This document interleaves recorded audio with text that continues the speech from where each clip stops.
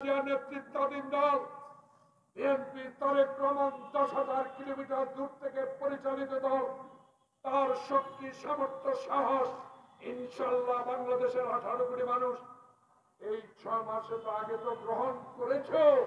এই 6 মাসে তার বক্তব্য গ্রহণ করে স্পষ্ট মানুষ বলে দিয়েছে, আপনি আসুন নিরপেক্ষ সুষ্ঠু নির্বাচনের মধ্য দিয়ে দেশে নির্বাচিত সরকার হবে।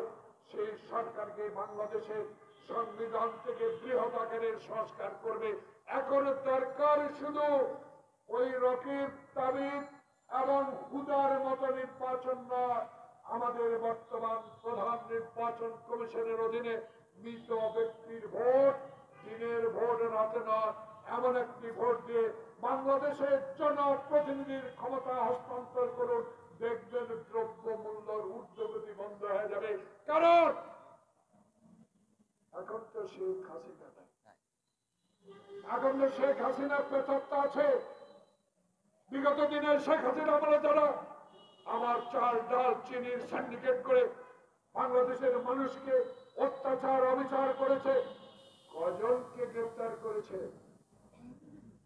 এরা এখনো জীবিত, এরা এখনো হাসিনার আঁচলে থাকা কিছু কুচক্রী মল সচিবালয়ে যারা বসে আছে, তাদের আঁচলে শেখ হাসিনার আঁচলে থাকা লোকগুলো এখন এই রোজার কয়েকদিনে বাকি ষড়যন্ত্র শুরু করেছে। চিনির দাম বাড়িয়ে টাকা জোগাড় করে বোমাকে নিয়ে আবার অস্ত্র কিনে আবার এই সরকারের বিরুদ্ধে ষড়যন্ত্রে লিপ্ত করার ষড়যন্ত্র শুরু হয়েছে।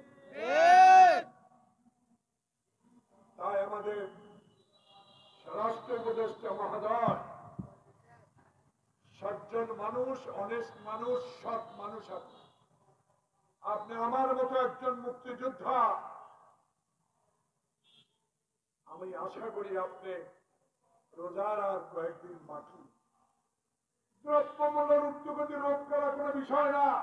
উৎপাদকের স্থানে আজকে যারা উৎপাদন করে গুড়ি করে আজকে তারা ফেলে দিচ্ছে মালামাল, আনার সুযোগ নাই। চাঁদাবাজি এখনো চলছে। আইএসপি ডিসিদেরকে নির্দেশ দেন, যারা উৎপাদকের মূল্য ঢাকা আনতে দেয় না, চট্টগ্রাম খুলনা রাজশাহীতে যেতে দেয় না, তারা কেন আনতে পারে না এই বিষয় বের করে রোজার মধ্যে আমার গরিব বাংলাদেশের মানুষদেরকে অন্তত রোজা থাকার ব্যবস্থা করে দেন, যাতে শান্তিতে রোজার 5 টাকা দিতে পারে।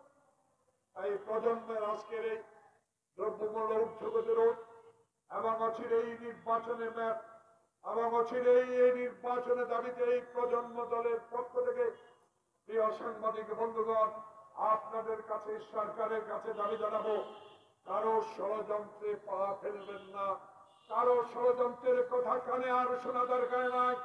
একটি কথাই শুনবেন, নির্বাচন নির্বাচন। এই নির্বাচনের মধ্য দিয়ে বাংলাদেশের জনপ্রতিনিধি আসবে, আর বাংলাদেশে শেখ হাসিনার শাসন কখনো আসবে না। কারণ মুক্ত খোকনের রক্তের প্রতি আমরা কখনো